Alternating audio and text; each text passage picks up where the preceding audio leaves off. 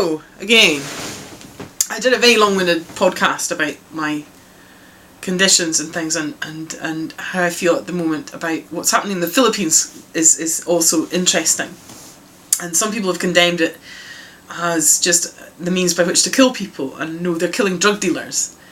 And I'm looking at breitling watches, not with a view to killing anybody, but I certainly don't intend to be killed for not breaking the law and for reporting something that I think is extremely suspicious.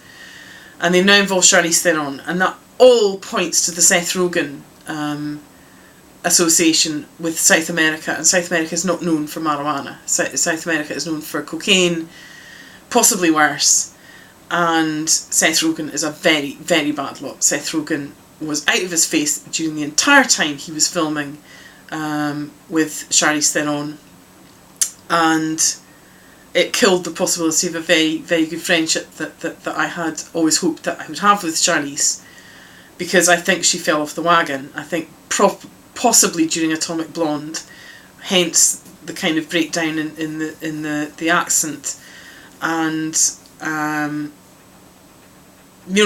way that things have sort of evolved with Jackson is not acceptable anywhere. That's abuse. And August is called August. It's as simple as that. Really, the other concern that I have is that breitling, it would have been perfect because bright suggests light, and I work with light mediums. I've suggested a double-sided watch, one digital, one with a clockwork motion, and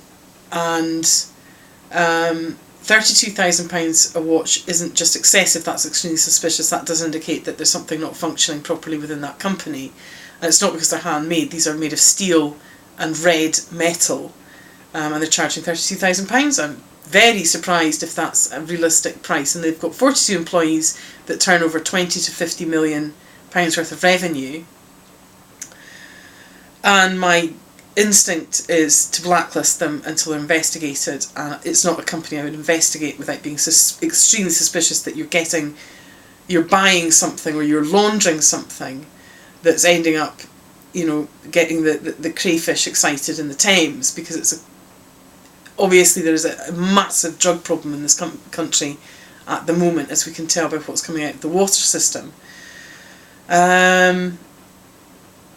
Dr. Taylor of Coldside Medical Practice has in his wisdom decided to prescribe pregabalin widely, and pregabalin, in my experience, made me so ill that I wanted to go into hospital. I was actually very, very ill, and I have a lot of apologising to do to various people that I offended greatly, and nearly I'm sure I knocked several years off my life in the process of trying and failing to get into hospital to actually get some respite and be able to get the help that I needed. And the other two people that I've spoken to that have been on pregabalin ended up in hospital as well. So I have a lot of apologising to do.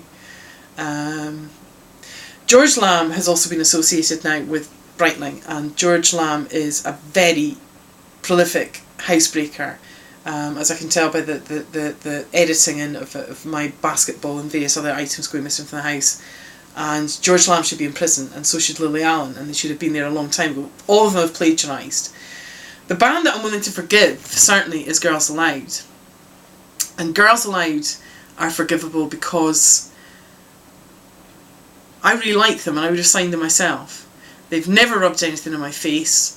When I knew that Cheryl was in a spot of bother, maybe I did something about it, because if I'd managed them, of course I would have been there. As a manager, it's important to know that you're responsible. And the thing I didn't mind as much about X Factor was they seemed very clean. And the thing I didn't like about the old school stuff with Eric Clapton and Pink Floyd is they're as mucky as they are, and that's what I have to say to that. So, and so has Robbie Williams been. Muse has been smoking crack on stage, and David Glick manages Muse, and Sculpt the Future didn't come from David Rothschild's pictorial arrangement. Sculpt the Future came from his knowledge about my work at school, which was called Beta's Bust, which was a beta fish is an aquarium fish which can be genetically conceived to be a certain colour. They know how to manipulate the genetics in a betta fish. And to get a better fish also. And genetic research is very important in curing diseases and in giving people the chance of a normal life, of a functional life, and not one that's wrought with knowledge that they're not the same and they don't have the same opportunities. I know what it's like never to be able to have children. I think at this point I can safely say to my regret and grief that I won't have children. And that's a terrible loss to me, and I would have loved to have adopted, but I have this horrible criminal record, and which I didn't commit any crime.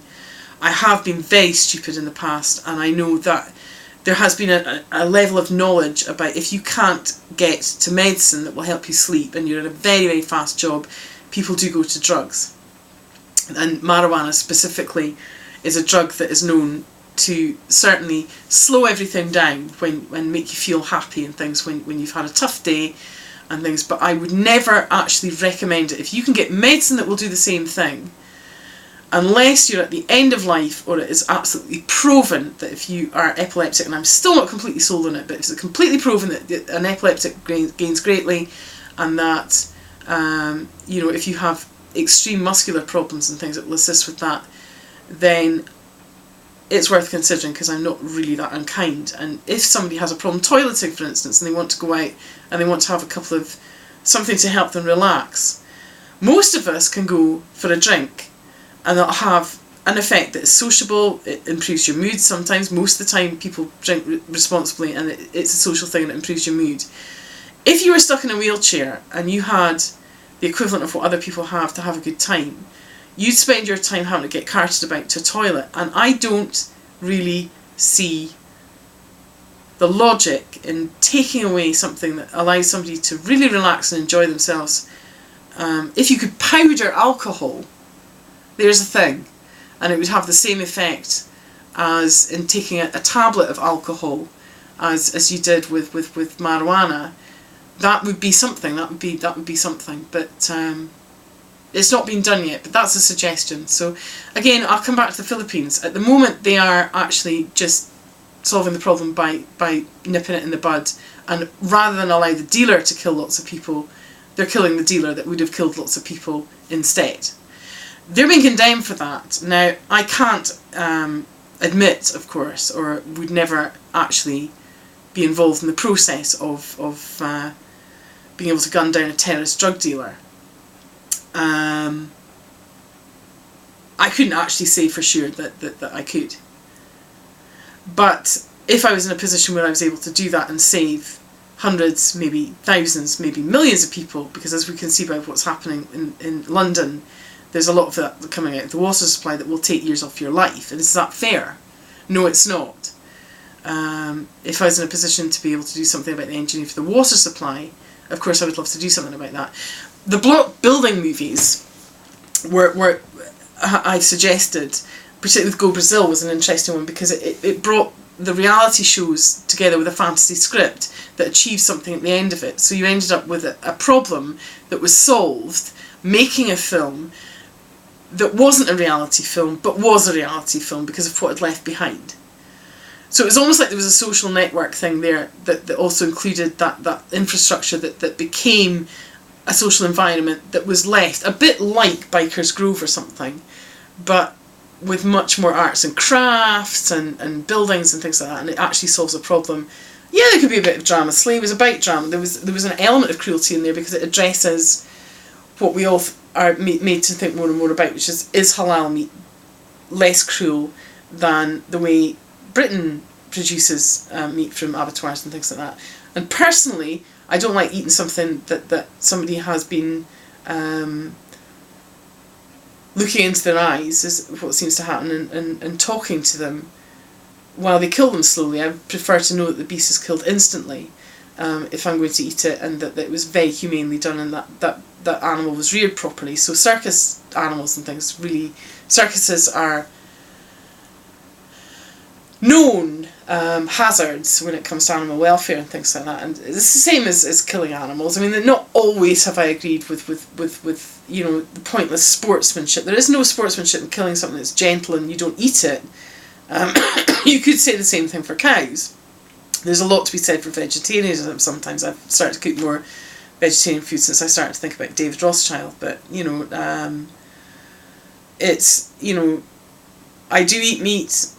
I would be hypocritical to say that I don't kill things, because I do kill snails and slugs and things like that, and I wouldn't have a problem going out shooting.